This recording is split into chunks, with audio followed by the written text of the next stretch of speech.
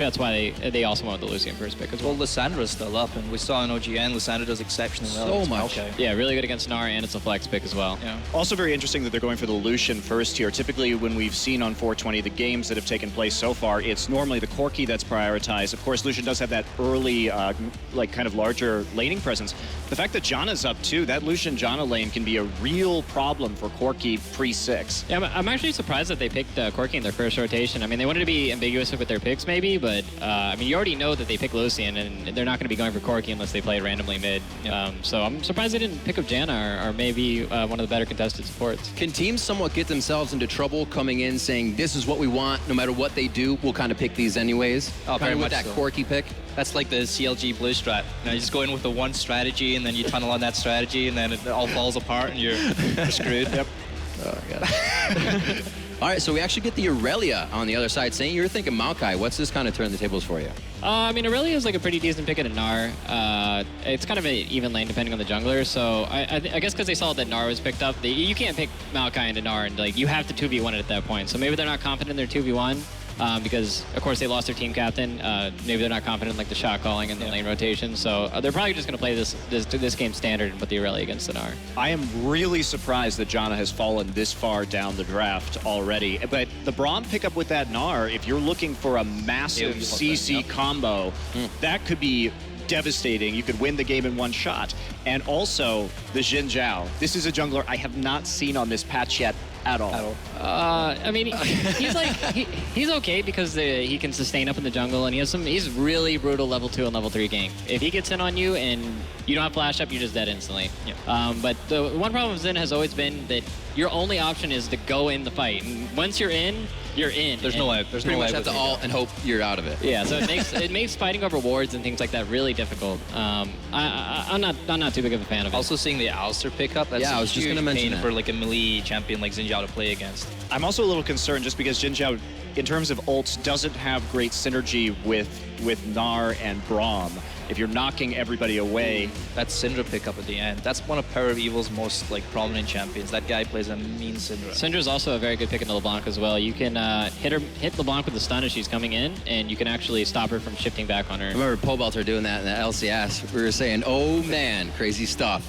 Yeah. All right, so it looks like we have our composition set up from each side. We do have a bit of poke coming in from Unicorns of Love. Obviously, that safety we talked about LeBlanc maybe picked up, or the Lissandras. It was a LeBlanc, but we are going to have Lee versus Xin in that jungle. We'll be right back after this quick commercial break for more Intel Extreme Masters League of Legends from San Jose.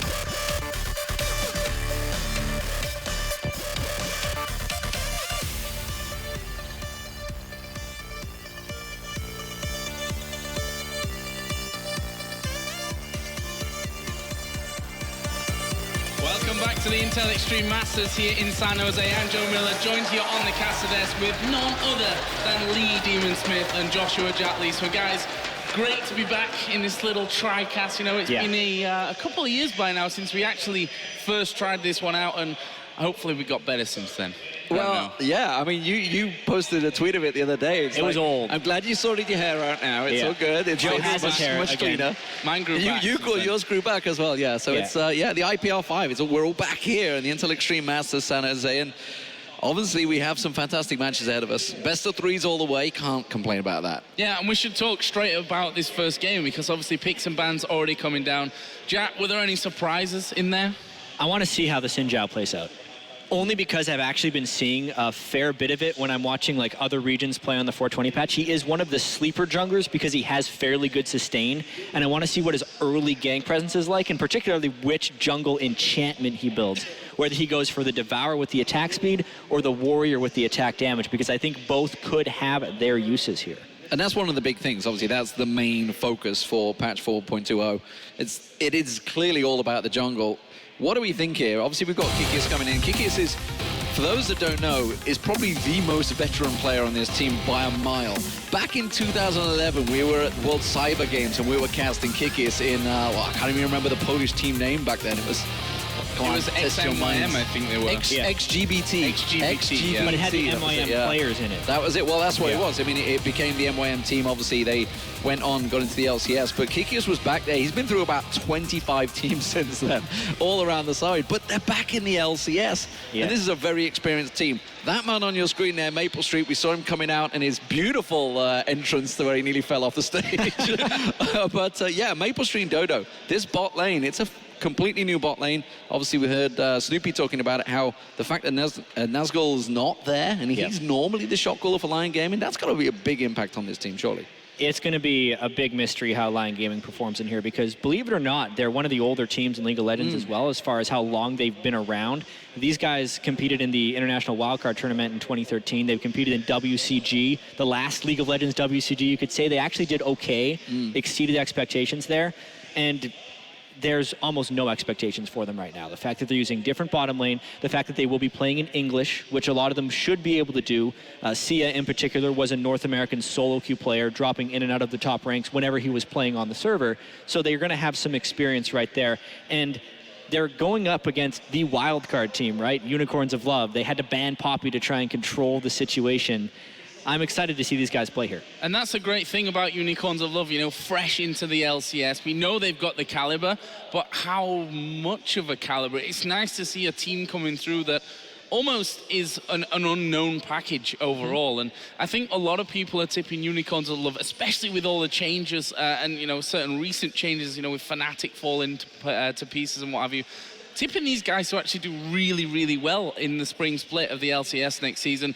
All starts here, though. This is where we can see exactly how good they are on a brand new patch, which is always a difficult thing. Like, it'd be silly for us to make any kind of assumptions about any of the teams that are actually in this tournament, whether it's TSM, Alliance, Cloud9, or any of the other teams in the quarterfinals. But we are going to be getting into game number 1 of Lyon Gaming and the Unicorns of Love. And I really just want to see how these teams adapt to the level 1 jungle. So for those of you that haven't been keeping up with the jungle starts that have been going on, most junglers would start at the Krugs, which is what the double golems are called now, or the Gromp, which is where the white used to be, or it's a frog right here. However, in some OGN games and in a lot of North American and European scrims, the bottom lane will take one of the camps so the AD carry can go to lane at level 2.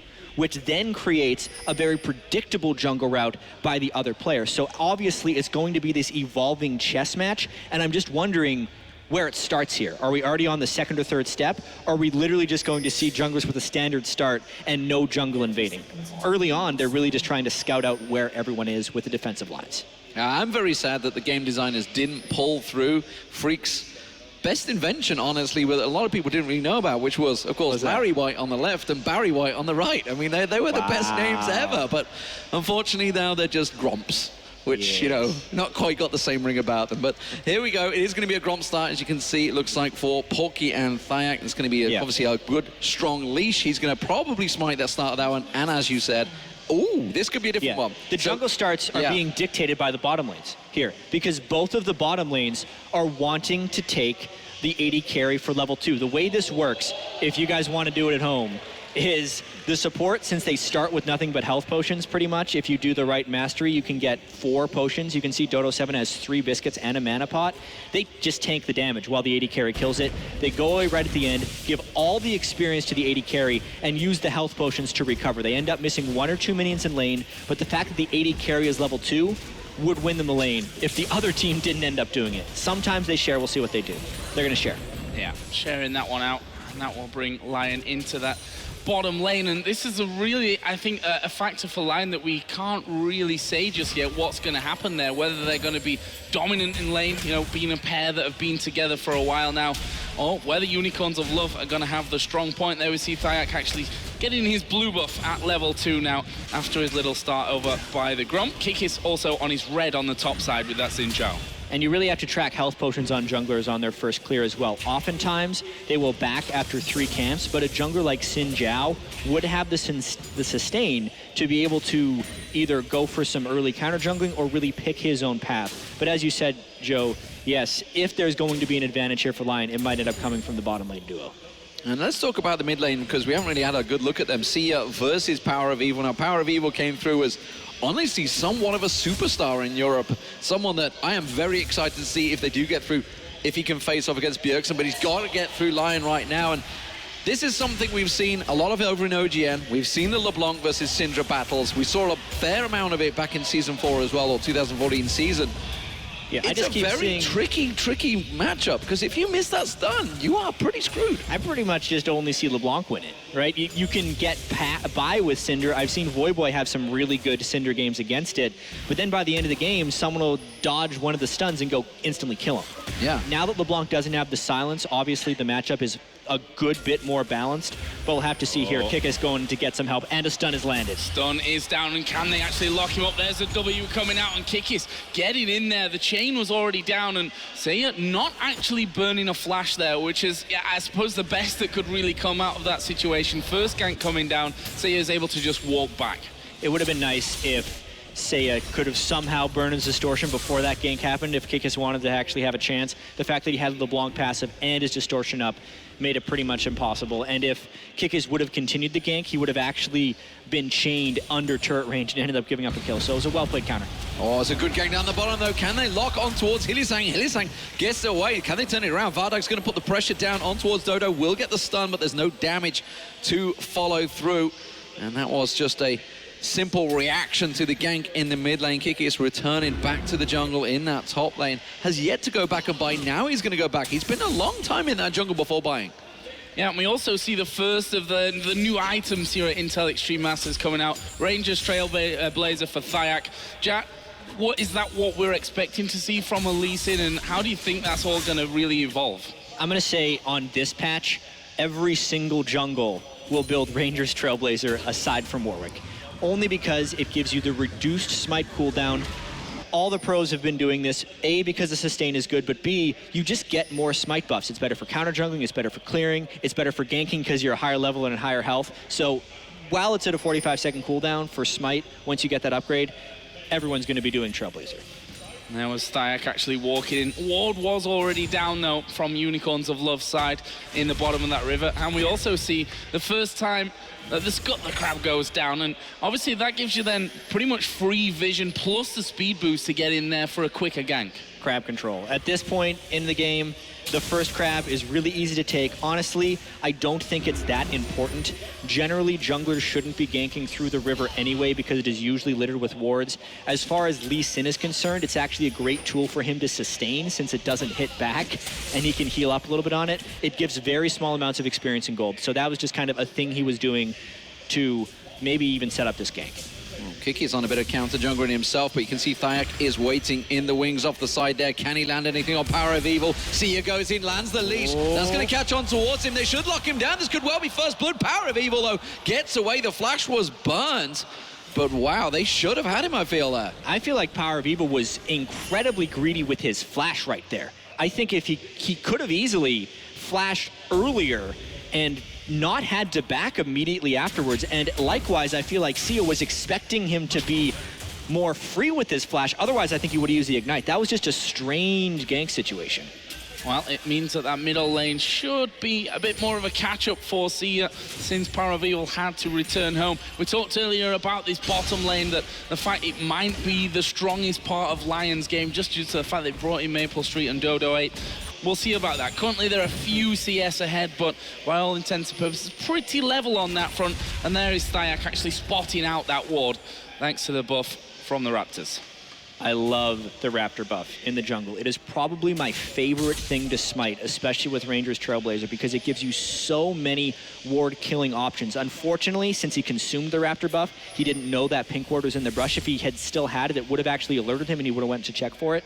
So he's completely spotted here by PowerOfEvil, and he would be getting counter-ganked, but if they just send the entire kitchen sink at him, it won't happen. Yeah, there's a lot of movement here for Lyon. They've got, obviously, Irelia coming down. You can see him just above the red buff. Looks like he's going to return back instead. Dodo's going to get locked up, and he goes down, just destroyed by the combo of PowerOfEvil and Kikis. Pink ward bait at that point.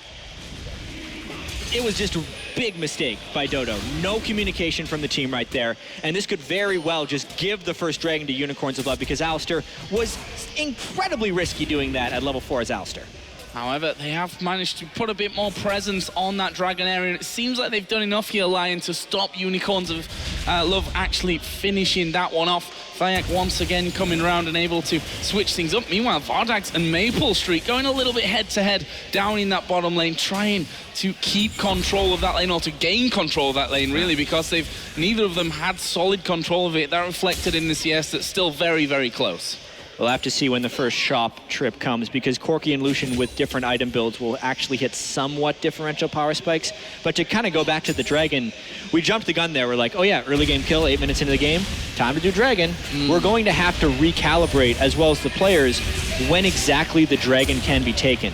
Now on this patch, there are some games you can play with dragon if you can cancel his attacks properly, or you're playing the right champion to take almost no damage from it.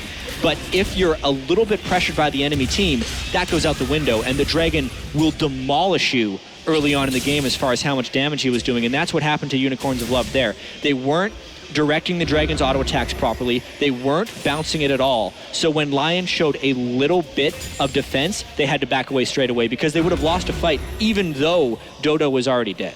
And that's one of the things we need to look at as well as we move in, more for the teams themselves, because there's a hell of a lot of debate. It's like whether it's worth defending that first dragon. Obviously, you think back to the Gambit days, it's something they always used to do. It's like, well, we'll either take it constantly or we'll just ignore it. Well, you can't do that now, because obviously the bonus builds up, the patches brought in this 5-stack option, but the question is, at 10 minutes, 8% damage, is it that big of a deal? And that's really the argument. Can you get more gold from maybe pushing a tower in the top lane and then going to get dragons later on, or just giving up that first dragon? It's interesting to see, especially as this tournament progresses, because we haven't seen a great deal of obviously over in the OGN that's happened obviously this week, and here at the Intel Extreme Masters San Jose, just how these teams are going to affect it, because there's always going to be some sneaky tactic that people find that works. Is just like the perfect meta at the moment. Seeiya is stunned up, but PowerOfEvil's not going to be able to follow that one through. So we'll back off. I'm so excited to see how this tournament is going to develop, honestly, with all these changes. Both from a team perspective, because we have a lot of new stuff to look at. We haven't seen Cloud9 in the wild. TSM's apparently really, really good right now. We get to see Reckless on Alliance. Unicorns of Love, who we're seeing right now, potentially a dark horse to be one of the top teams in Europe next split.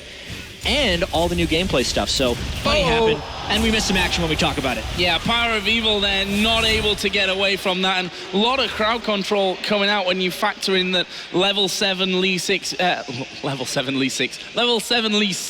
who could come in there, kick you back. Alistar, of course, as Dodo was once again on top of that pink ward that cost him first blood earlier. You were wondering if there was a bit of deja vu about to creep in from that one, but actually they were able to get across, get themselves that kill, and now Kikis needs to be careful. That's a great flash, last second to get away from the Lee Sin Q. Has to actually use his ultimate there to keep Dodo away.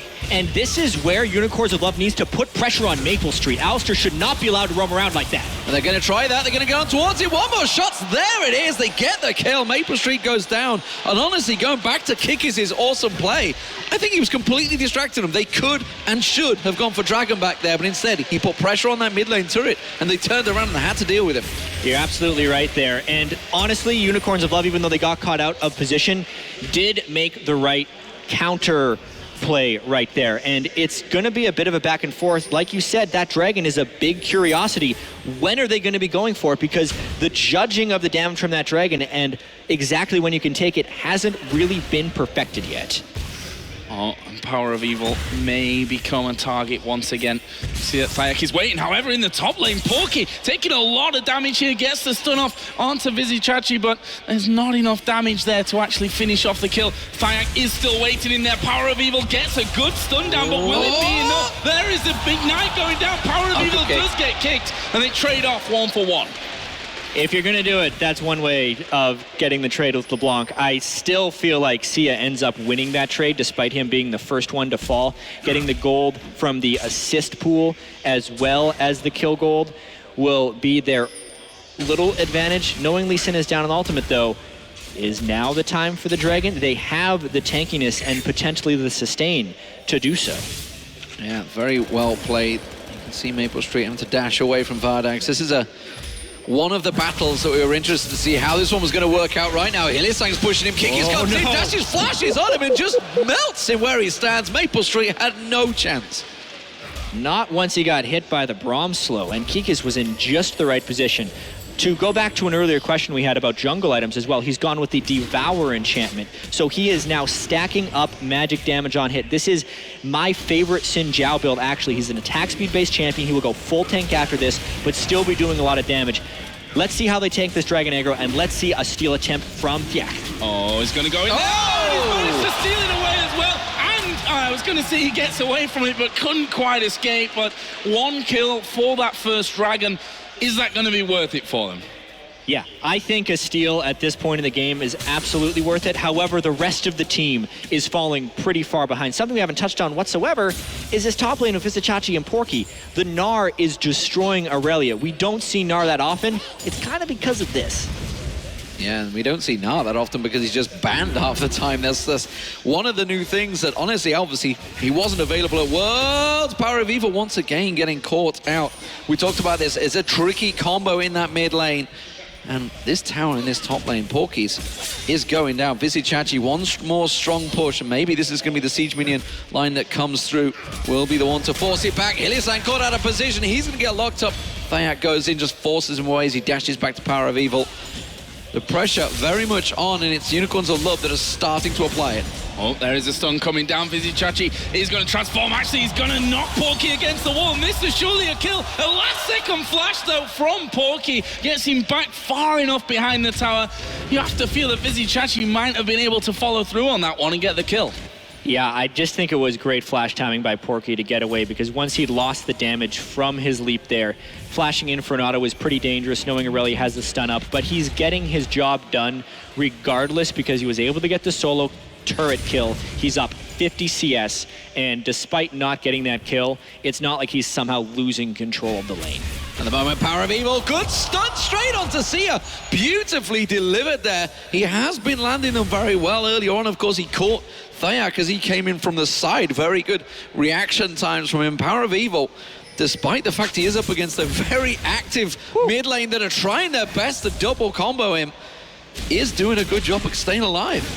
We wanted to see how good PowerOfEvil was in the mid lane, and I think we're going to get a chance to here this weekend, because I'm expecting to see a lot of him here. And you can also see how the matchup has fundamentally changed between LeBlanc and Syndra with the loss of the silence.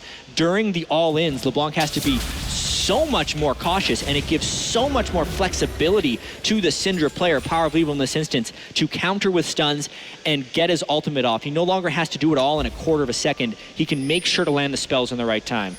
He actually gets the Raptor, but doesn't go and check the brush. That's an unfortunate read of that ability. He's looking for the ward. He didn't check it in the brush. Which is, for me, where you'd go when you were going to try with that one. Either way, he's going to back away onto his blue buff. That will, of course, be gifted over to PowerOfEvil. Let's check in with his bottom lane as well. And since those couple of kills, I say a couple, I mean, it's a 3-0-0 Corki now. Trinity Force done. Only the BF Sword and Pickaxe for Maplestreet. And whilst it was, in the early game, a very, very even lane, that has certainly changed in favor of Unicorns of Love. And now they're just going to start to put the pressure onto the tower. try and finish that one off. Funnily enough, only one tower so far has gone down in this game. And of course, in favor of Unicorns of Love in that top lane. And speaking of the top lane, Vizicsacsi's come down. PowerOfEvil once again, throwing everything that he could onto Seeiya. And that will be turret number 2. No one to defend that middle outer tower. Well, look at these builds, too. They're Morellonomiconing each other, so the burst damage is so much higher because no one's building magic resist. All these turrets falling down as the pressure is just collapsing upon Lyon. Unicorns of Love just stacking it up, pushing down. They're still not done here. They're chasing on towards Maplestreet. There's going to be Dodo going in. I'm not sure what he's thinking. He thinks he's got the support, but just has not got enough. The fact that 5 members of Unicorns of Love are now stacked down his bottom lane. They could keep pushing on the tower. I think they're going to choose to back away, but they are now 7-2 up. And that is giving them a fairly hefty 6,000 gold lead. And it's the whole map that is working for Unicorns of Love right now. Even though the majority of the advantage will show kind of in the bottom lane with the 4-0 Corki, that was only because Dodo tried to make a play happen by roaming as Alistar, since the other lanes weren't necessarily going as planned. That made Maplestreet very vulnerable. Vardags has had the benefit of being in basically a 2v1 to accumulate most of that advantage. And now since the other lanes have still worked so well because the Alistar roam hasn't been super effective, is putting all the edges in Unicorns of Love's favor, especially if they can control the next dragon so they too can get the 8% attack damage and ability power. It might just be a snowball from there. Well, let's find out right now. Hylissang is clearing out. We did see him get into a little bit of trouble on that exact brush earlier on, but was able to dash off to his mid laner, and nothing was followed up after that. We also see that blue buff, of course, going over to Seeiya. Thyak, in the meantime, just taking down the crowd before that top lane. But honestly, that top lane is pretty much long gone if you've been watching that one. Obviously, no Trinity Force just yet for Proky. On the other side, we see Dodo trying to make the play onto Vardags, and, well, he just headbutts him away into the brush.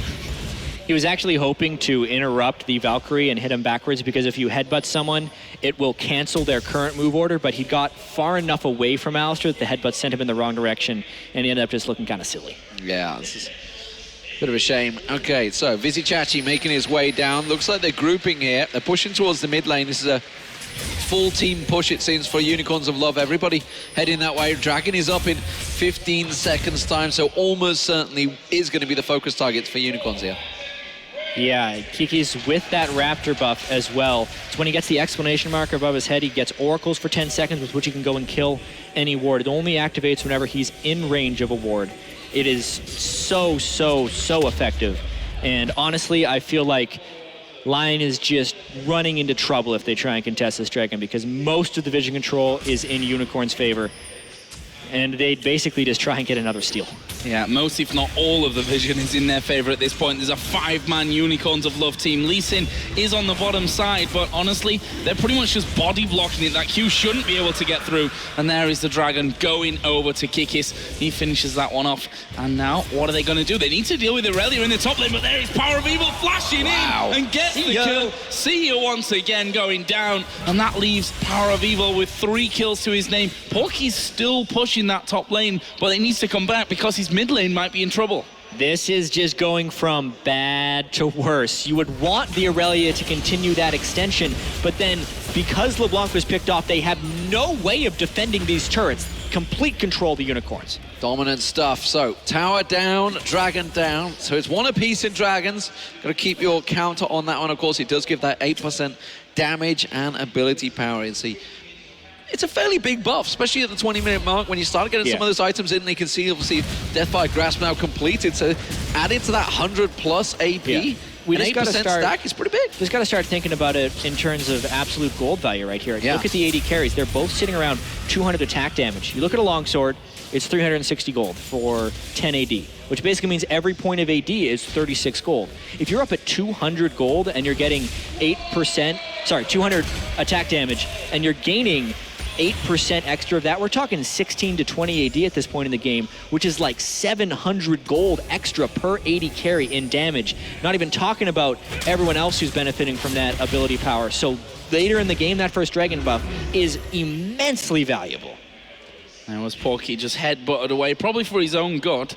And we'll see how that one then opens up. Vizicsacsi, in the meantime, is just pushing on this bottom lane. Randuin's on top of that Brutalizer, now finished up for him, which means that Maplestreet probably not going to be able to do too much damage, especially if he evolves and decides to just jump straight on top of him. Needs to be careful there. Maplestreet just trying to get some farm back here, trying to get his items back up. But Unicorns of Love, they're on the top side of the enemy jungle, going to be taking away as much as they can. We'll be making sure that their vision is in position as well. Vizicsacsi, though, is going to get comboed here by Dodo. The question is, can they actually lock him down? The answer surely is no. There are 3. Make that 4 of them. Lee Sin not even bothering, and look at that. They're going to be pulling them away while they take down the inner turret in the top lane. A lot of this is going to have to do with how well Unicorns of Love can close out this game, because they're getting a ton of turret control. But you see a lot of pushes actually stall at this turret.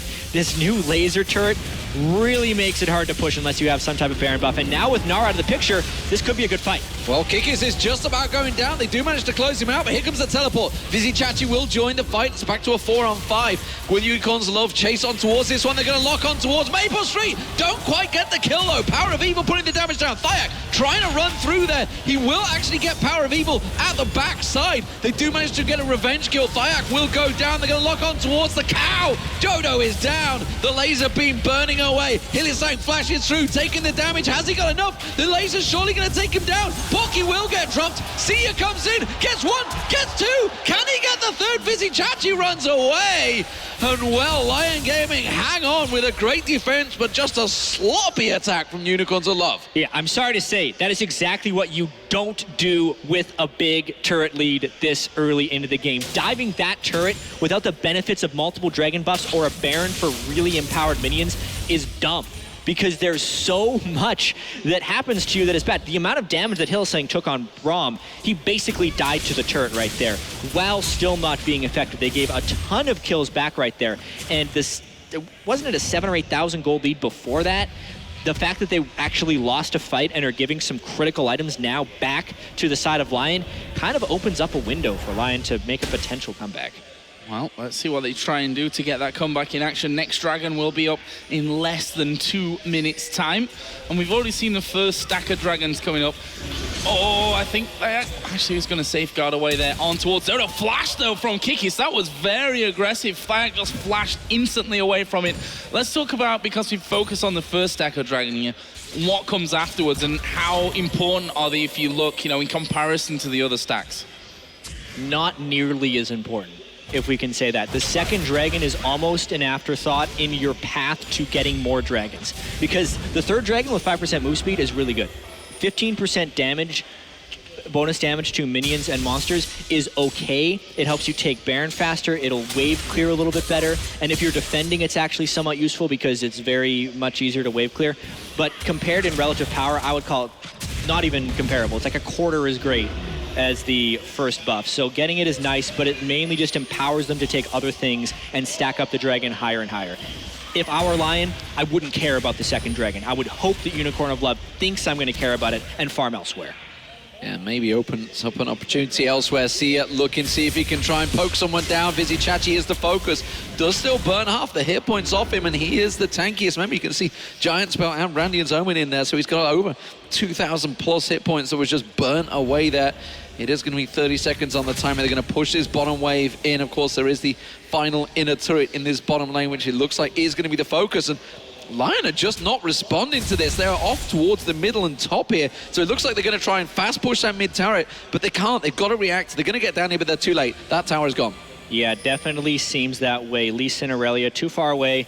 It may end up being 6 turrets to 1 right here, which then, if you're Lyon Gaming, you're hoping Unicorn of Love thinks the dive will go better next time, because that's pretty much the only way Lyon has been winning fights, is when they have a monster laser turret helping them out. Unicorn of Love actually should take this a little bit slow. Get the dragon, ward up around Baron, get the Baron, and then push with their empowered minions. Second stack coming in then. And that dragon for Unicorns of Love, and approaching a 10,000 gold lead as they're going to try and get in here, and, well, that will be an easy pickup. They will now back away. Looks like it's time to spend a bit of that gold. Not been back home and shopping since they lost that dive on the top turret. Actually, Thyak going to be spotted here by Vizicsacsi and takes a bit of damage for his pleasure. But that won't be too much to write home about. And Unicorns of Love now about pushing out these lanes and moving into the next phase where, honestly, after 26 minutes with such a big gold lead, they're thinking about how to close out the game at this point. As well they should be. I think they lost their minds a little bit when they did that turret dive, but they know that they should be playing to their strengths right here. Corki in particular, with the Bloodthirster and Sorcerer Shoes, the missiles are hitting for insane amounts of damage against a relatively squishy lineup if you can weave the missiles past the Alistar.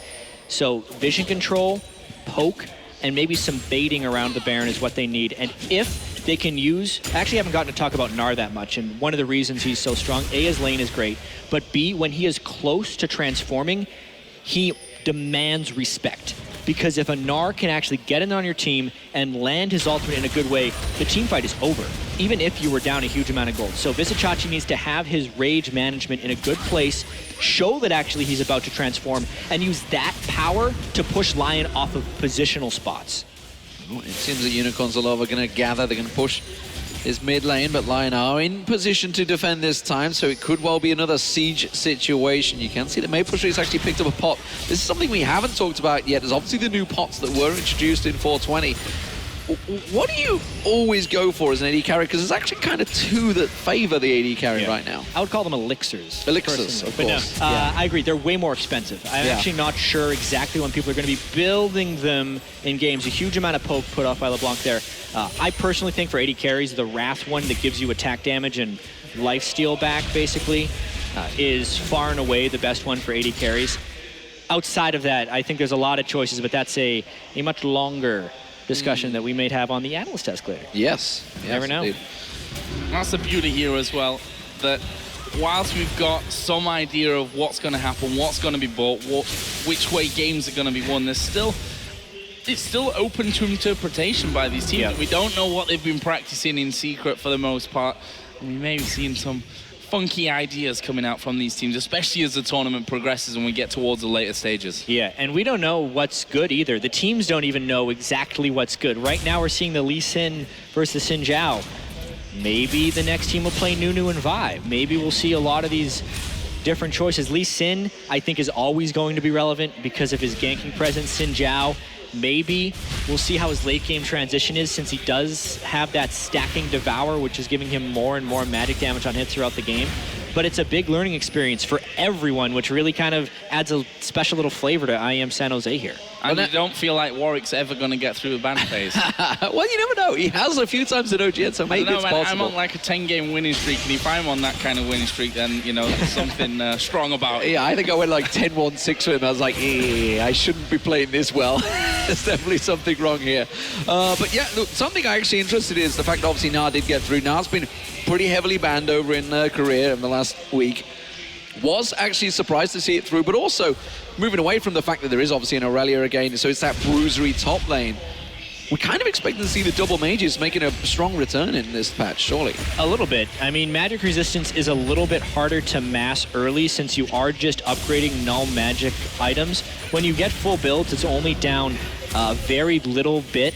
It's going to be a very interesting thing here. In a sense, Unicorns of Love does have a fair bit of magic damage. Gnar does very mixed damage. Corki does very mixed damage. Even Xin Zhao in this case, because his Devour is doing magic damage, is mixed in some way. So they're just making it relatively hard to itemize against. No matter what, you're going to have to balance your damage in some way. And with the Corki pick, double AP actually would have been very poor. A lot of damage coming out. I say a lot of damage. He uses full combo. It didn't particularly do a lot of damage. Just Proky here. Going to be caught out by Vizicsacsi, and that's before he actually turns into Mega Gnar. So that's just showing you how far ahead he is at this point, how much damage this Gnar has, and was also kind of expecting a Gnar ban to be coming out. That seems to be really a common thing right now. Don't want Gnar to go through. Maybe we'll see the change in that second game. But right now, the Unicorns of looking to get in, missing the stun there onto Maplestreet. Or yeah, he at least dodged out the side. So that leaves them still pretty healthy to defend here. Unicorns of Love, I have to say, for the last, 5-6 minutes, they've not actually done a lot on the map. No, and I think that was a big missed opportunity, actually. They had some pretty decent pink wards up, some good scouting wards, and they spent like 3,000 of their damage killing the crab. They could have used that on Baron and realized when there was no one coming for them, they actually could have just finished it. They had so much control here. If they want a little bit more safety, I could actually foresee Kikis using Smite on the Raptor camp to get the ward notification, and then just running around the entire river to just guarantee that it's clear before they actually decide to start the Baron buff. But they're taking this so slow. They're probably going to go for Dragon number 3 first. They are still building up a gold advantage, so they're up to 8,000 gold now, and they are coming around trying to steal away that red buff. Maplestreet wants to get a grip on it. He's got to be careful he doesn't get locked up here. Hylissang is running defense. Uh-oh, teleport coming behind. Maplestreet, run for your life. They are chasing. They are catching. Kikis is on him, gets the 3-talent strike and bounces him in the air to his doom. And that was a nice lockup. There's the dragon, perfectly timed. And that will be the 3rd stack for Unicorns of Love. They just need to try and take something from this. They should not try and fight for it. Instead, they're not even going to go for it. They're just going to push that bottom lane and go for the inhib turret. Yeah, well, they know there's no AD carries, so this is a slightly more well-informed dive if they can get there. They also know they have cut off a lot of the Lion reinforcements. Taking this with no enemy champion reinforcements should be easy. Yeah, I think this one may be going down. Was actually tanked up there by Vizicsacsi. Stun goes over, but it's onto Alistar. This turret is surely going to go down. Kikis actually diving in. Thyak got hit there by the DFG. Was used coming out of PowerOfEvil. He will once again get a stun onto Dodo, taking a lot less damage because of that ultimate running, but inevitably taken out by PowerOfEvil, and that will be the inhibitor going down as well. Solid push by the Unicorns of Love. And it was all started by that catch in the jungle. So even though they were taking it slowly, because they were actually prioritizing Dragon control instead of Baron control, the ward coverage within the red jungle of Lyon Gaming created that catch opportunity. Once Maplestreet was down, everything was pretty easy. And you add on top of that, that they have the bottom side inhibitor down, which is actually the best inhibitor in the game, in my opinion, to have killed if you were going for Baron. It requires a full-time defender down in the bottom lane, which is so far removed from that Baron pit, it should make it pretty easy pickings. So 3rd stack of Dragon now for Unicorns of Love, just the 1 for Lyon Gaming after that excellent steal early on by Thyak. So that, of course, gives them a fairly sizable advantage. I want to talk about Gnar for a moment, actually, because he wasn't allowed through Worlds. So far. And honestly, in Freak's defense, we had a heated argument about Gnar back at Worlds and talking about his viability, and he was really insisting that he wasn't in there today. Well, yeah, because you know, I'm missing him. That's what it is. Uh-oh, Thyak caught out. He's going to run away. The ulti is not going to be enough. That was a pretty early ulti from PowerOfEvil. Didn't have all his balls on the table, so wasn't able to do the damage. But going back to Gnar, what I want to talk about is the fact that obviously we were talking about his viability, the fact that he was going to get played, and we're like, no, he's a little bit too much of a random factor. Porky's going to be able to teleport away from this one. He is gone. But I'm quite surprised. Now he's gone through, he's become so strong in this tanky format that it actually has become a pretty much a staple ban now. Yeah. So what are we looking at now? What is the powers and what needs changing? Well, he's got pretty much the best ultimate in the game when he can use it. Yeah. Because he can 5-man stun into a wall and just basically wombo a team with tank items. It's just a lot of combined power. Obviously, his laning phase is ridiculous in a lot of ways, and then his teamfight potential is strong with the people who know how to manage his rage as Baron gets taken by Unicorns of Love. That's actually one of the biggest changes that have propelled him into relevancy. Is when he was first released, it was much more difficult to manage his rage properly. There were some tweaks to that system. I don't know the exact specifics, but it is easier for players to manipulate the right circumstance to get big Gnar when they need it. And that's really what these players have mastered, and that's why he's a pick now.